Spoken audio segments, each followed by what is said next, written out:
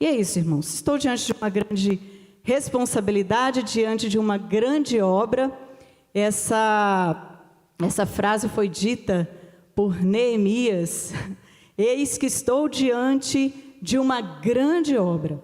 E eu estou repetindo aqui porque me foi dada a oportunidade de dar sequência à série de mensagens com o tema Cooperando com Deus em Tempos Desafiadores.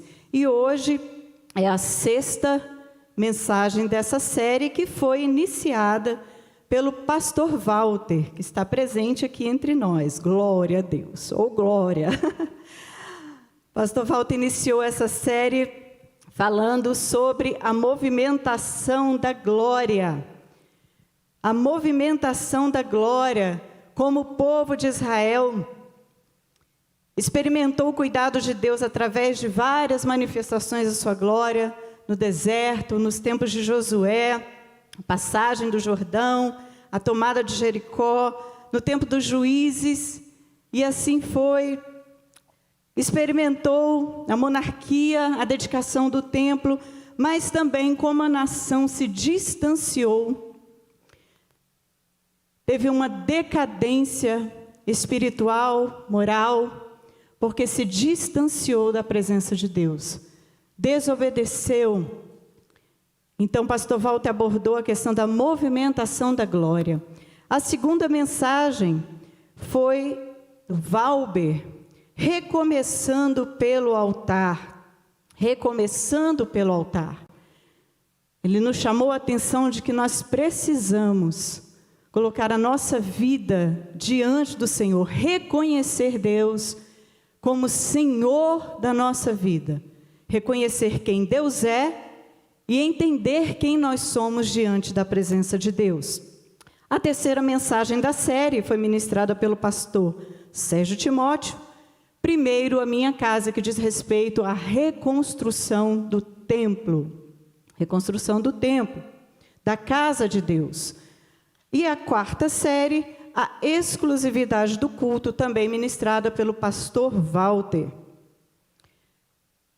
E hoje, a 5ª ministração foi pelo pastor Sérgio, a reconstrução do muro. Então, se você ainda, ou se você não conseguiu acompanhar todas as ministrações, nós temos cada uma dessas ministrações disponíveis no nosso canal do YouTube, IAD Manancial com 2 L's. Você pode acessar e saborear dessa série de mensagens. Estou aqui hoje para falar sobre toda reconstrução enfrenta uma oposição. Eu quero convidar você a refletir um pouco sobre isso. Mas antes eu quero convidar você a abrir a sua Bíblia em 1 Pedro, capítulo 5. 1 Pedro, capítulo 5, versículos de 6 a 11. 1 Pedro, capítulo 5, versículos de 6 a 11.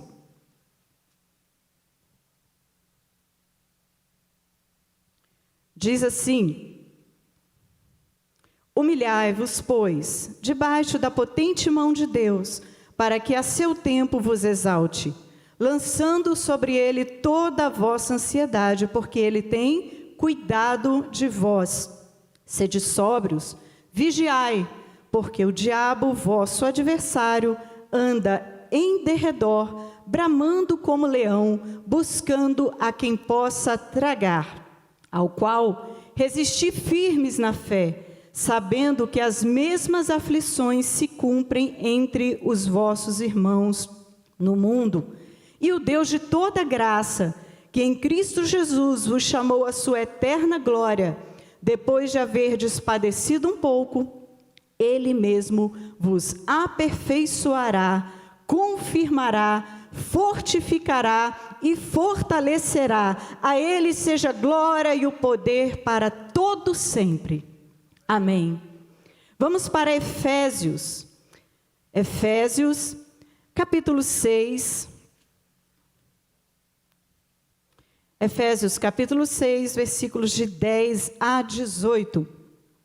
Que diz assim: no demais, irmãos meus, fortalecei-vos no Senhor e na força do seu poder. Revesti-vos de toda a armadura de Deus, para que possais estar firmes contra as astutas ciladas do diabo. Versículo 12.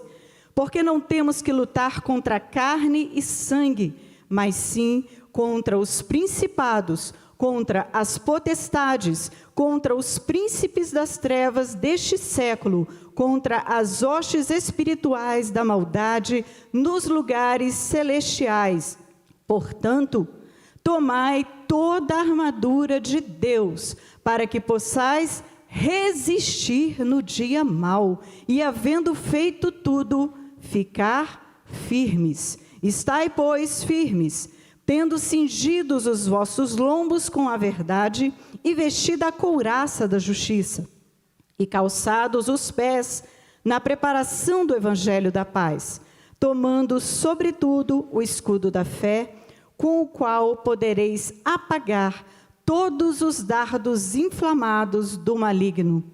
Tomai também o capacete da salvação e a espada do Espírito, que é a palavra de Deus, orando em todo o tempo, com toda oração e súplica no Espírito, e vigiando nisso com toda perseverança e súplica por todos os santos.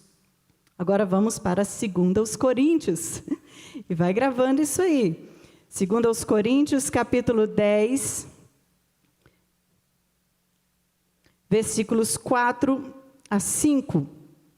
2 Coríntios, capítulo 10, versículos 4 a 5, que diz assim: porque as armas da nossa milícia não são carnais, mas sim poderosas em Deus, para destruição das fortalezas, destruindo os conselhos e toda altivez que se levanta contra o conhecimento de Deus, e levando cativo todo entendimento à obediência de Cristo. É isso, irmãos. Está anotando aí no seu caderninho? Anota essas referências, porque você vai precisar delas. Você vai precisar delas. Pois bem, irmãos, dando sequência a essa série, falando sobre a oposição enfrentada durante a reconstrução, essa série baseia-se no livro de Neemias, Esdras e Neemias, e nós vamos falar um pouquinho sobre essa oposição enfrentada pelos cooperadores de Deus durante a reconstrução do templo, durante a reconstrução do muro de Jerusalém. Tudo que restou dos gloriosos reinados de Davi e Salomão foi a pequena província de Judá. Durante a monarquia, nós tivemos Saul, Davi, Salomão. Com a morte de Salomão, o reino se dividiu. Reino do norte, cuja capital, Samaria. E reino do sul, capital, Jerusalém. Reino do norte, Israel. Reino do sul, Judá. Então o reino se dividiu. Passado algum tempo, o Império Assírio conquistou o reino do norte, conquistou Israel, cuja capital, Samaria. Vocês vão entender por que eu estou resumindo essa parte da história. Com a conquista do Império Assírio, o que aconteceu? Qual era a estratégia do Império Assírio? A estratégia do Império Assírio não era chegar destruindo tudo, arrebentando, queimando, não. A estratégia do Império Assírio era expandir, era misturar os povos, para que aquele povo daquele lugar que foi conquistado perdesse a sua identidade. Estratégia de guerra, estratégia de conquista. Mas guarda aí na sua memória essa invasão do Império Assírio sobre Samaria. Voltemos agora ao Reino do Sul, Judá, capital, Jerusalém. Tempos depois da invasão de Samaria, Jerusalém foi invadida também. Foi invadida pelo Império Babilônico. E a primeira vez que o Império Babilônico chegou lá, não chegou destruindo Judá. Chegou levando cativeiro, tornando cativos os nobres, as pessoas que tinham bastante conhecimento, os magistrados, ou seja, pessoas de influência, pessoas com habilidades. Então, carregaram aquele povo e ficou naquele lugar, ficou em Jerusalém, a população mais pobre da cidade. O caso é que, tempos depois, Nabucodonosor voltou àquele lugar. Aí foi destruição mesmo. Foi destruição, porque a estratégia do Império Babilônico, ao contrário do Império Assírio, era de destruir, acabar com aqueles lugares conquistados. Então, Nabucodonosor invade Jerusalém, queima, toca o terror da cidade, faz coisas horríveis, ainda tem o saque, né, dos objetos preciosos, saque do templo, e leva tudo para Babilônia. Isso tudo, irmãos, foi profetizado. Isso tudo foi avisado. Bem antes de acontecer. Bem antes de acontecer. A ira de Deus se acendeu sobre aquele povo, porque eles estavam se tornando um povo idólatra. Eles eram um povo idólatra, cometendo injustiças sociais, fazendo tudo que Deus não concordava, fazendo tudo contrário àquilo que Deus já tinha acordado com eles. No tempo de Manassés, por exemplo, eram feitos inclusive sacrifícios de crianças para divindades. Coisas terríveis. No tempo de Josias, restabeleceu o culto ao Senhor, tentou colocar ordem na casa, ordem na cidade, ordem. Mas a ira de Deus se acendeu. E veio com isso julgamento sobre aquela nação. Julgamento esse que foi avisado, que foi profetizado. Deus usou vários homens, vários profetas. Ezequiel, por exemplo, para avisar desse juízo, convocando o povo ao arrependimento. E nada. Então o juízo veio através de Nabucodonosor, através do Império Babilônico. Aí nós vamos falar que toda reconstrução enfrenta oposição. O tempo passou, existia uma profecia de que aquele cativeiro teria um tempo exato para começar e para terminar. O tempo seria 70 anos. Passado esse tempo, Deus usou um governador persa, porque a Pérsia tomou Babilônia. O governo persa substituiu, tomou Babilônia. Então Deus usou um governante persa. Deus usou Ciro. E abra sua Bíblia aí, por favor, no final do livro de Crônicas, 2 Crônicas.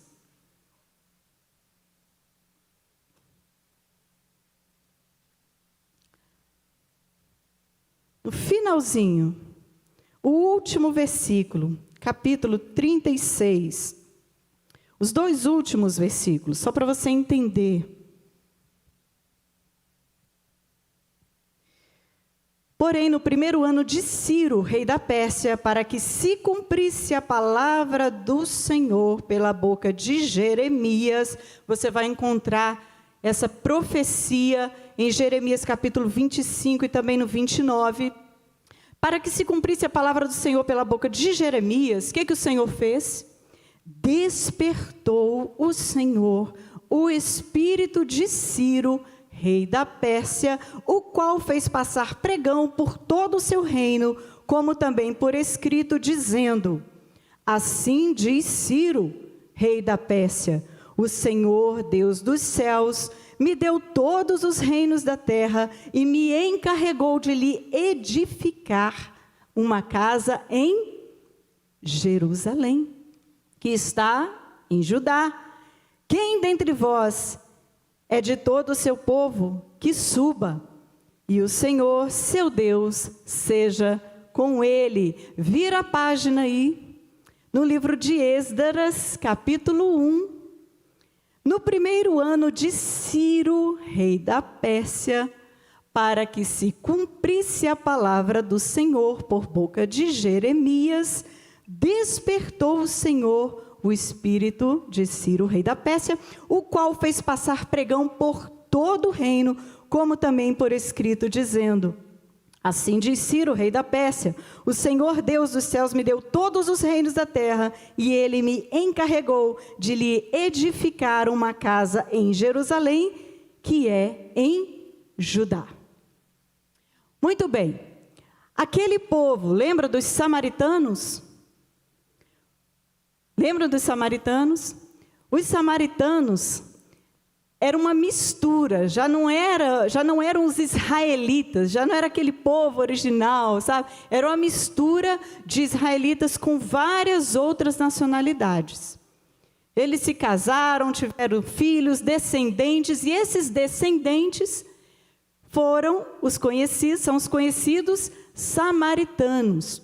Nessa época, os samaritanos, eles viviam próximos ali à província de Judá, próximos a Jerusalém. E eles estavam ali, próximos a Jerusalém. Então, por ordem de Ciro, uma leva de judeus voltou para Jerusalém. Voltou para Jerusalém com o propósito de reconstruir o templo, liderados por Zorobabel. Junto com Zorobabel, Jesua ou Josué, dentre outros. Então, eles voltam para Jerusalém, por permissão do governo persa, com o objetivo de reconstruir o templo. Então, eles chegam naquele lugar. Então, qual é a primeira providência? Reconstruir o altar, o culto ao Senhor, voltam a fazer os holocaustos. E existe uma celebração, porque eles colocam os fundamentos do templo. Nessa ocasião, eles celebram, eles fazem festa ao Senhor. Muita festa, muita alegria, agradecendo ao Senhor por aquele momento, porque a profecia estava se cumprindo. Acontece que os samaritanos, ouvindo e sabendo dessa reconstrução, se sentiram ameaçados.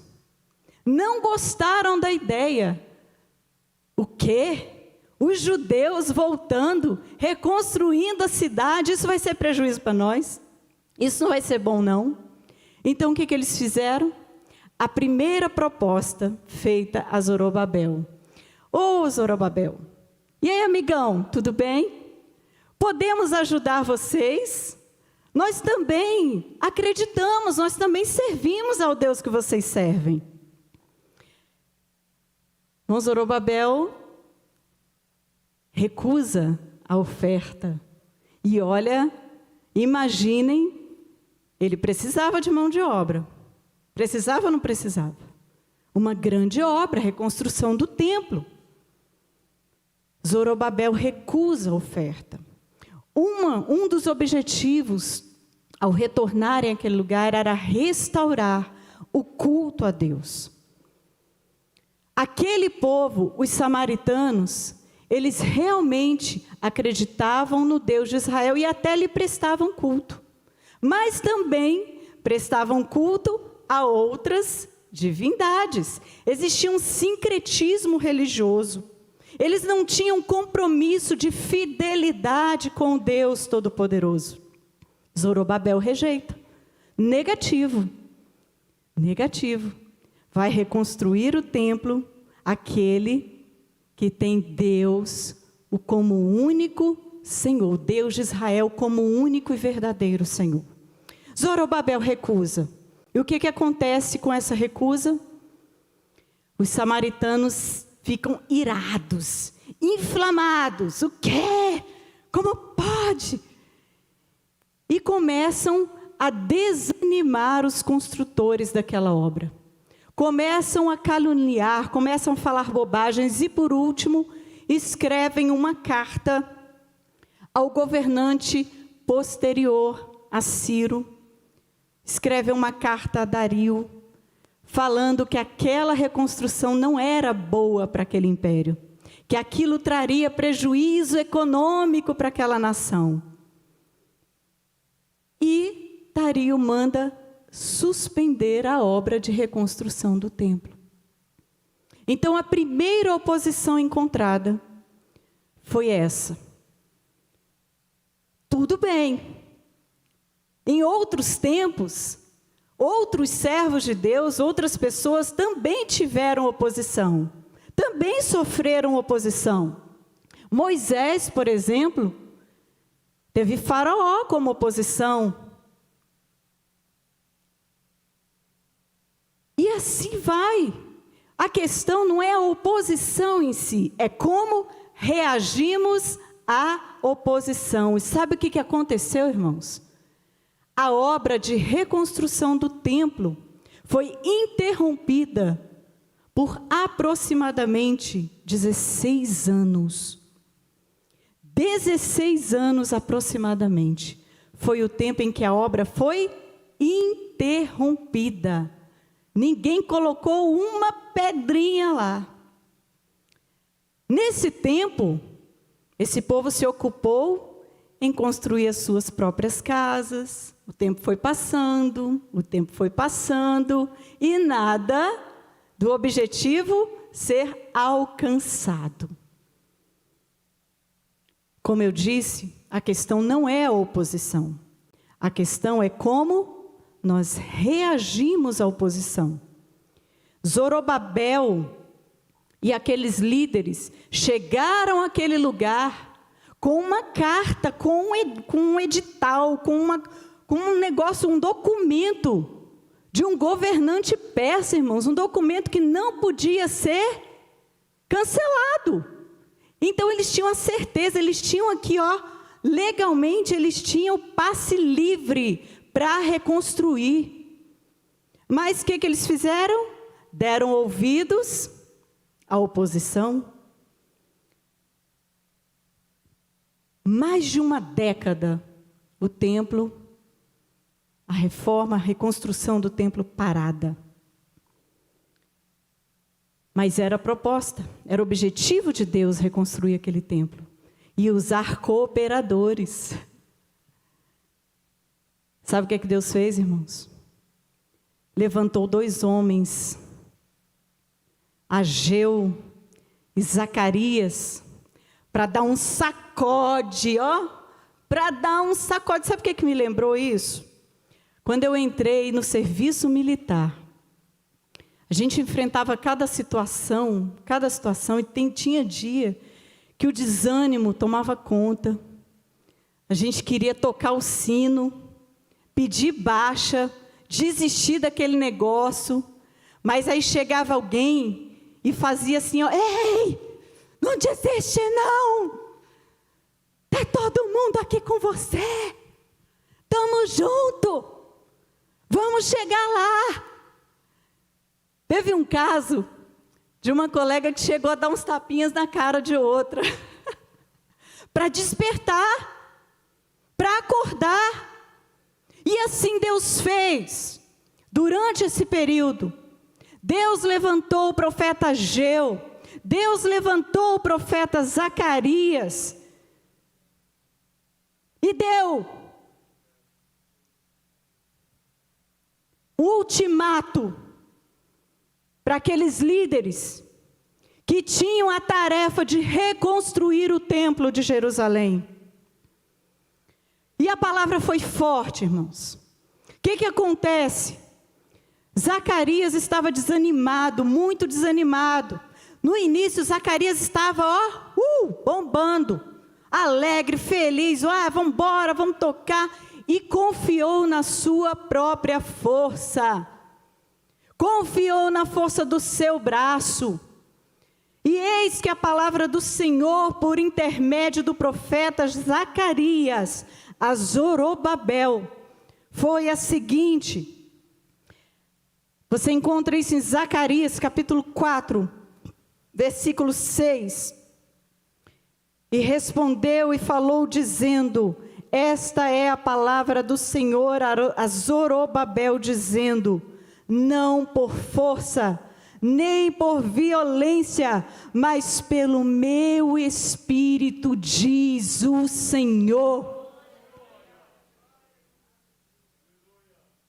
O que você está tentando reconstruir com a força do seu braço?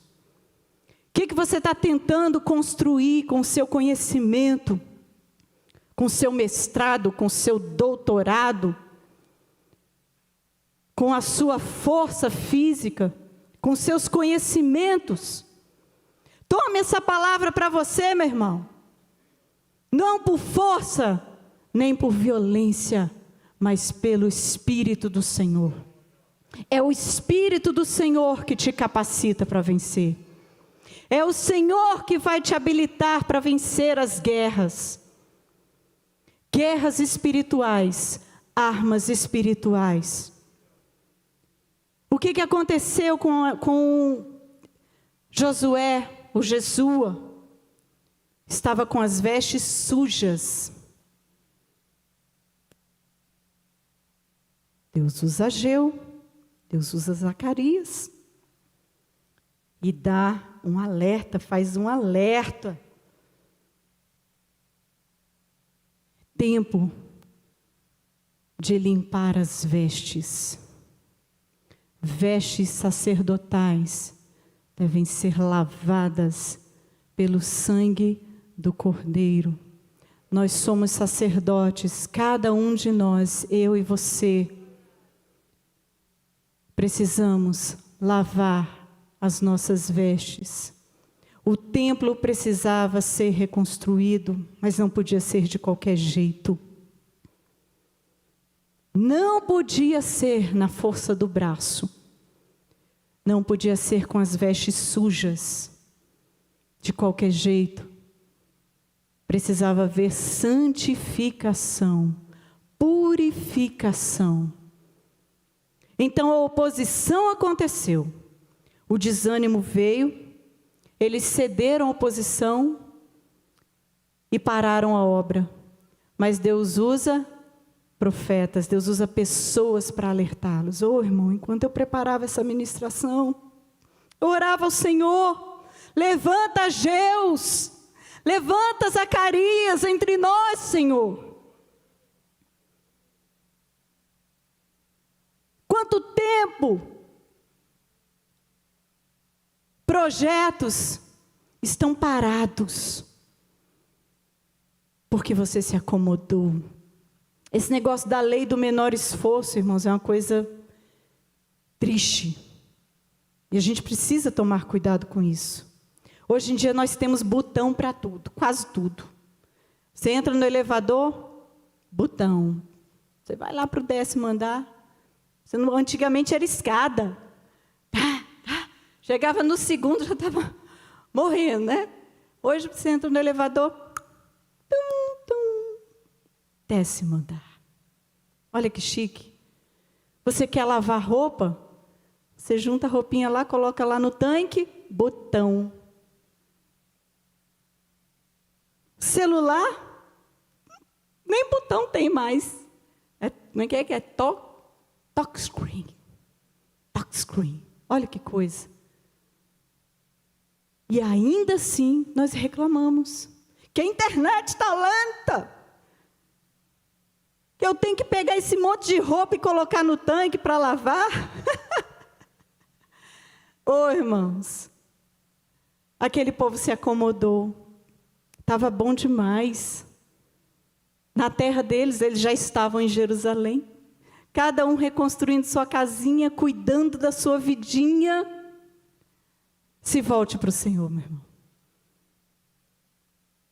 Abre o olho.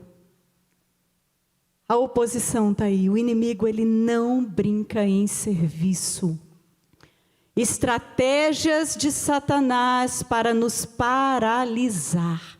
Estratégias do inimigo para paralisar a obra de Deus na face da terra. Calúnia, inveja, desânimo. Eita, Senhor, tem misericórdia de nós. Abre os nossos ouvidos, abre os nossos olhos espirituais. Assim como o Senhor fez com Zorobabel e aqueles homens através de Ageu e Zacarias. Segunda oposição. Sim, irmãos, eles voltam a reconstruir e o templo fica pronto. Glória a Deus, aleluia. Mas ainda restavam algumas coisas a fazer. Por exemplo, a reconstrução do muro, como nós já ouvimos a ministração do pastor Sérgio. O muro precisava ser reconstruído, a cidade estava indefesa. Então Deus levanta Neemias.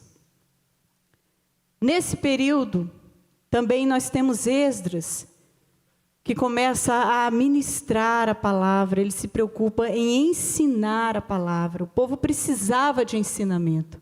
Eles estavam no cativeiro havia muito tempo, então eles precisavam reaprender algumas coisas.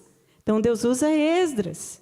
Depois vem Neemias com a incumbência de reconstruir o muro. E aí, assim como Zorobabel, Neemias também enfrentou oposição. Muitos nomes, mas são citados aqui: Sambalate, Tobias e Gesem, dos principais. Foi tanta coisa, irmãos, tanta coisa, que se eu fosse contar detalhes da oposição, tomaríamos muito tempo nessa ministração. Mas vai lá para o livro de Neemias. Existe uma expressão no livro de Neemias que me chamou a atenção. Eu marquei aqui, acho que se repete pelo menos umas 6 vezes. Que é essa aqui no versículo 10 do capítulo 2. O que ouvindo, eu vou ler os versículos anteriores só para vocês entenderem. A partir do versículo 6, do capítulo 2. Então o rei me disse, estando a rainha sentada junto a ele: quanto durará a tua viagem aqui? Neemias já estava conversando com o rei para que ele desse autorização, para que ele voltasse para Jerusalém, para que ele fosse a Jerusalém com outros dos seus compatriotas para a reconstrução do muro. Então eles estavam lá. Quanto tempo durará a tua viagem? Quando voltarás? E aprove ao rei enviar-me, apontando-lhe um certo tempo. Disse-me mais o rei: se o rei parece bem, deem-se-me cartas para os governadores da além do rio, para que me deem passagem até que chegue a Judá, como também uma carta para Asaf, guarda do jardim do rei, para que me dê madeira para cobrir as portas do paço da casa e para o muro da cidade, para a casa em que eu houver de entrar. E o rei mas deu segundo a boa mão de Deus sobre mim. Então vinham os governadores da além do rio e dei-lhes as cartas do rei. E o rei tinha enviado comigo chefes do exército e cavaleiros. Mas olha só o que aconteceu no versículo 10. E ouvindo Sambalate, o horonita, e Tobias, o servo amonita, o que aconteceu?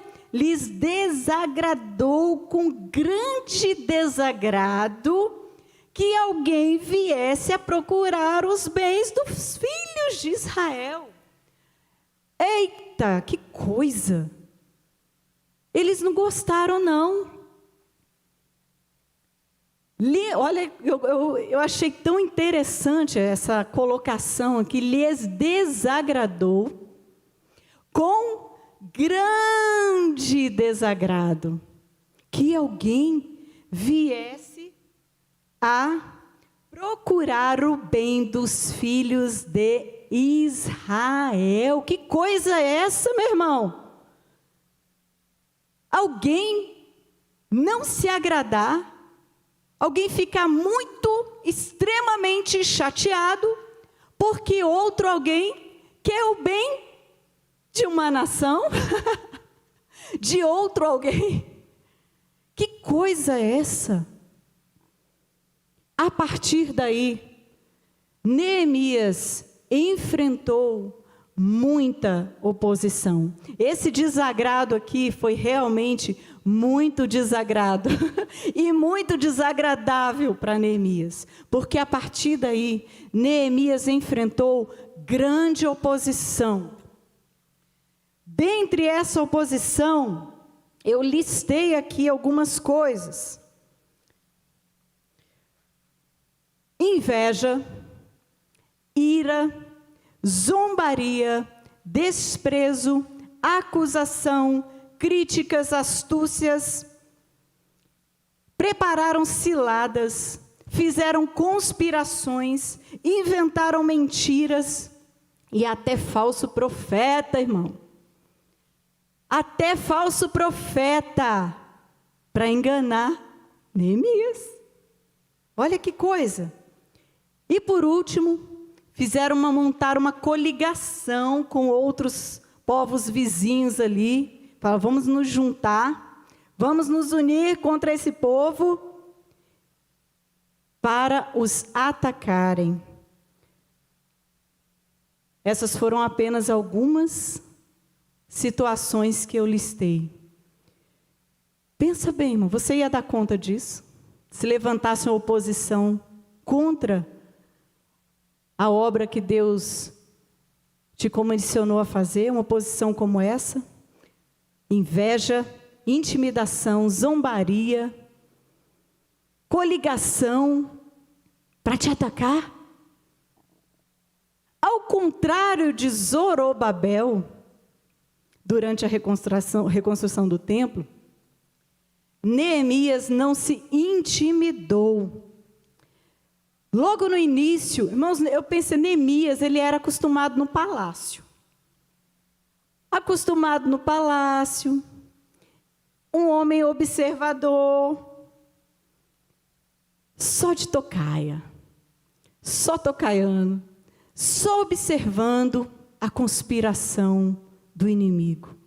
Neemias não era bobo, não. Um homem acostumado no palácio, acostumado com as conspirações palacianas, os olhos foram abertos. Então, logo no início, depois do versículo 10, você vai observar aí no capítulo 2, o que Neemias fez? Ele percorreu alguns trechos da cidade e não comunicou nada. Ele não falou absolutamente nada a ninguém. Fez os planos em secreto. Isso diz alguma coisa a você? Às vezes a gente é extravagante, exagerado naquilo que a gente faz. E nós queremos comunicar isso, espalhar. Minha ideia, eu estou com a ideia de fazer isso daqui a tanto tempo, eu estou com minha ideia essa. Neemias foi discreto, irmãos. Ele conheceu, ele fez uma varredura, um pente fino daquele território. Caladinho. Observou tudo, todo o movimento, observou os vizinhos, observou as ruínas, observou tudo que ele precisava observar. Então, ele comunicou, bem no versículo 17, Vamos lá para o 16. E não souberam os magistrados onde eu fui, nem o que eu fazia. Porque ainda até então, nem aos judeus, nem aos nobres, nem aos magistrados, nem aos mais que faziam obra, tinha declarado coisa alguma. Então lhes disse: bem vedes vós a miséria em que estamos, que Jerusalém está assolada e que as suas portas têm sido queimadas. Vinde, pois, e reedifiquemos o muro de Jerusalém, e não estejamos mais em opróbrio. Então lhes declarei com a mão do meu Deus que fora favorável, como também as palavras do rei que me tinha dito. Então disseram: levantemo-nos e edifiquemos, e esforçaram as suas mãos para o bem. Olha que maravilha, que sabedoria, que coisa maravilhosa. Depois que ele viu tudo, que planejou, então ele contou e arregimentou colaboradores. Mas a oposição continuou. E olha de novo aqui no versículo 19. O que ouvindo Sambalate, o horonita, Tobias, o servo amonita e Gesem, o arábio, zombaram de nós e nos desprezaram e disseram: que é isso que fazeis? Querei rebelar-vos contra o rei?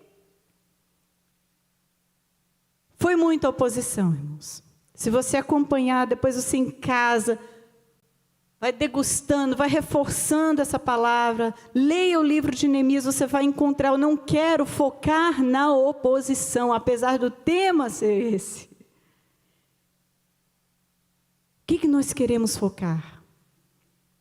Opositores, nós teremos durante toda a nossa vida. Como nós lemos lá no início, que o diabo anda em derredor, procurando a quem possa tragar. Como nós temos reagido, como nós temos encarado essa oposição? Como Zorobabel? Ou como Neemias?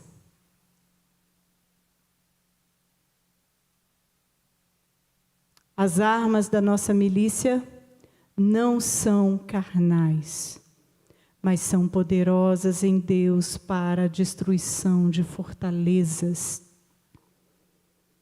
Esforça-te, meu irmão. Deus está contigo. A obra não é sua, a obra é do Senhor. O ministério que Deus confiou a você de cuidar dos seus filhos, de criá-los de acordo com a palavra de Deus, de instruí-los de acordo com os caminhos do Senhor, vai enfrentar oposição. Mas a obra não é sua. É da vontade de Deus que nenhum dos seus filhos se perca. Isso é bíblico. Então lute, não se entregue, não se acomode, não se acovarde. Continue em oração pela vida do seu filho, da sua filha. Jejum. Não aceite a situação que você está vivendo como palavra final na sua vida. Levante-se com coragem. Seja como Neemias. Seja firme no propósito. Ele sabia do objetivo, ele tinha clareza da missão. Ele não se deixou intimidar pelas ameaças, pelos conchavos, pelos problemas, porque além dos inimigos externos, ele enfrentou também situações internas, problemas de ordem econômica, injustiça social. Ele precisou lidar com essas questões e fez isso de forma sábia, de forma coerente, inclusive abrindo mão da porção dele, em detrimento dos pobres daquele lugar. Além dos inimigos externos, inimigos internos, fofoca, gente do povo dele, levando conversa furada lá para o inimigo lá, para Sambalate. Ei, Sambalate, sabe de uma coisa? Oi, eu vou te contar, nem te conto. Fofoca.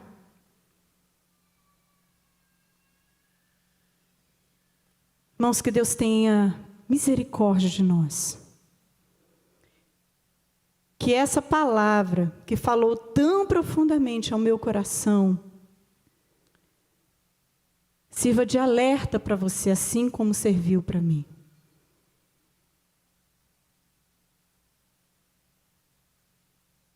Não permita que o inimigo paralise a sua vida, nem os planos que Deus tem preparado para você. Levante-se.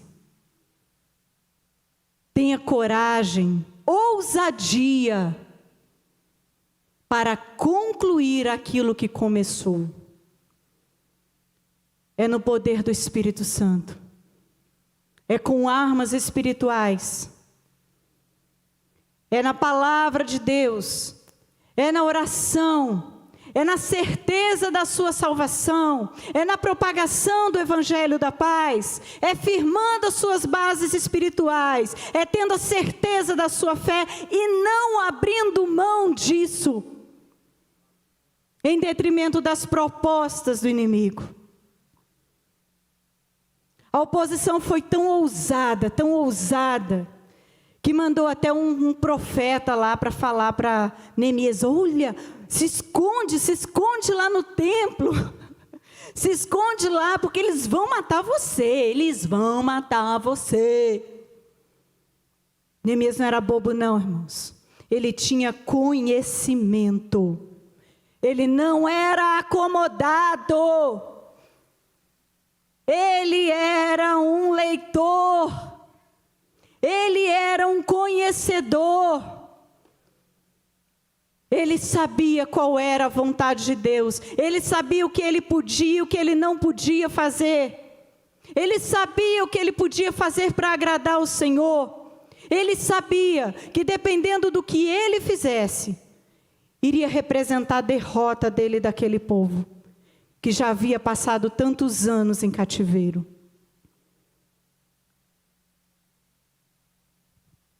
Guarde isso no seu coração.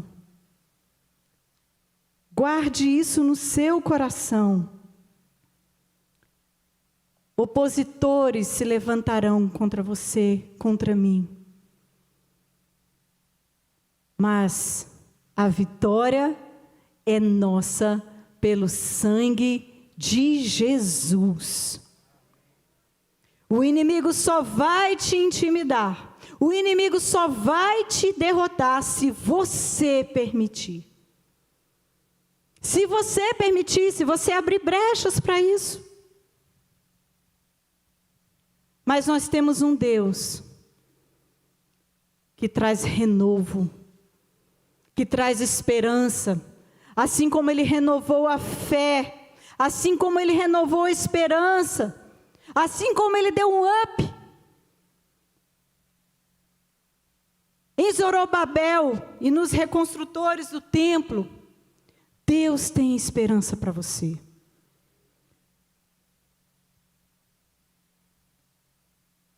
Não baixe a guarda, reforce a segurança, vigie enquanto trabalha. Conheça as estratégias do inimigo. Ande na verdade. Ande na justiça, na fé, na palavra de Deus. Aprenda a manejar a espada. Não há fraqueza ao que luta destemido nessa batalha. Mas se houver fraqueza, devemos nos gloriar nelas, para que em nós habite o poder de Deus. Mantenha-se constante e destemido. Termine o que começou. Deus usa pessoas que desejam e se esforçam para concluir o que começaram. Não se deixe levar pelas emoções, pelos sentimentos. Tenha domínio próprio, fruto do Espírito. Ande no Espírito e você não vai satisfazer o desejo da carne. O desejo da carne é parar, é desistir, é abandonar tudo. Não preciso disso.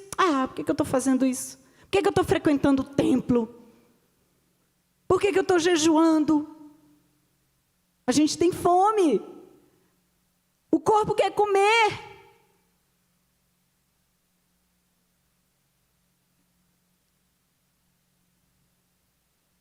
Traga à memória aquilo que te dá esperança. Foi isso que Neemias fez. Ele lembrou dos tempos áureos, de tudo que o Senhor havia feito, de como a nação era próspera, de como aquele povo era temido pelas outras nações. Ele se encheu de esperança. Seja fiel, não importa quão talentoso ou talentosa você seja. Se não for fiel, Deus não poderá usá-lo, porque Deus busca pessoas fiéis para cumprir os seus propósitos. O que se espera dos despenseiros? Que sejam encontrados fiéis. Que Deus os abençoe. E eu agradeço a oportunidade, Pastor Sérgio.